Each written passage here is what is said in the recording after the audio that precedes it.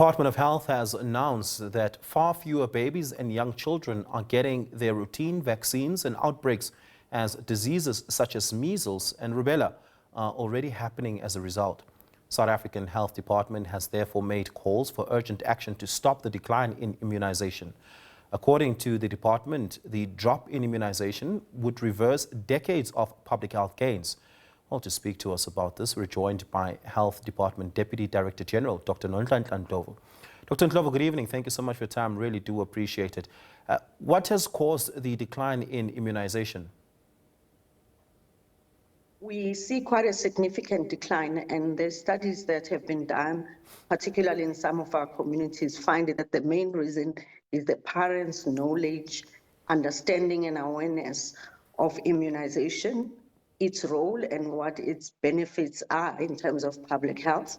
But importantly as well, it's them understanding just a simple schedule of saying, when are the children supposed to go back and have their immunization? There's a limited understanding, and I think part of this campaign is to bring the awareness to the parents around and the caregivers around that. The second one that comes out as well is the issue of public trust in terms of the safety of the vaccines, but also the trust in terms of our systems and what we are doing. Therefore, we are really coming out to urge our parents, our leaders, and everybody out there to say these vaccines, the vaccines are very safe, and we've seen the gains that we've had in our years before all along, and now that is changing, and the benefits of vaccine far outweighs anything we can talk about within the public health, and we need them to come back and bring the children for immunization.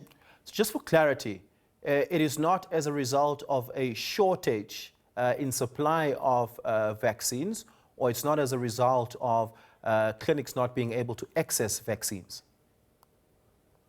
We know that the issue of supply side is a challenge sometimes, but we haven't seen such a shortage in the country in terms of the vaccination. There might be an issue of saying that particular facility might not have the vaccine, but it doesn't mean that those vaccines were not available in the country. It's just a matter of the redistribution.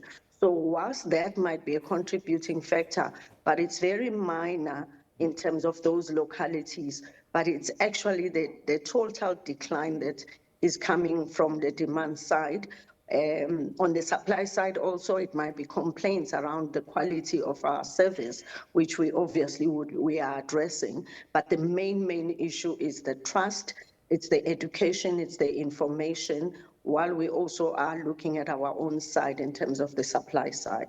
Okay, so where, if any literature and data at all, where does the decline in trust in vaccines come from? We saw this, prop up in South Africa during COVID-19, and of course,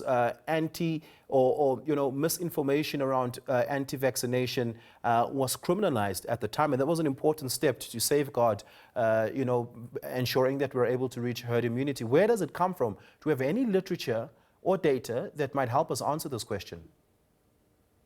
We obviously saw the major decline during the COVID, and we recovered a bit, but it was not a full recovery, and we've seen then a significant decline subsequently. So the era of COVID contributed significantly in terms of the decline. But when you look at where the decline started, you can see that the issue of the trust overall, the issue of the awareness of our parents, and we're also seeing the younger parents contributing majorly in terms of that, contributes more. So whilst COVID contributed and the trust that we lost during that time, but there are other factors that are contributing, which is why we are coming back to our communities to be able to engage on this matter. Yeah, it has always been, and my understanding was in the past, that the Department of Health would partner with other departments such as social development, as well as the Department of Basic Education, to be able to reach as many children as possible, to be able to make sure that these vaccinations would happen. And oftentimes these vaccinations would happen through schools as a node of being able to access a large number of children all at the same time. Has those partnerships stopped? And if so, why?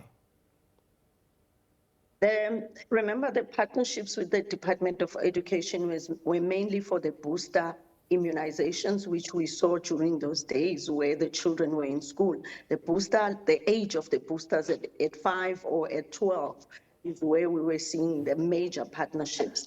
We are looking at the issue of immunization going beyond the facility, because the children less than 5 years, particularly from birth up to less than a year, those were done Yeah. mainly in our facilities. And that is where we have a major challenge. We are looking at the partnership continuing with the Department of Basic Education, understanding that the early childhood development centers are with the Department of Basic Education now. Yeah. But our drive is our children less than 1 year. And obviously we will go to communities and everywhere where we can find our children, for those who are already in ECD sites or in schools, and looking at those partnerships. We still run the integrated school health program with our vaccinations that happen. Mainly it was the HPV, but also Yeah. on the immunization in terms of our diseases. Yeah, that is still there, but we'll be strengthening that and making sure it continues. Yeah, well, we're going to have to leave it there. Thank you so much for your time. Really do appreciate it. That is the Deputy Director General for the Department of Health, Dr. Nonhlanhla Ndlovu.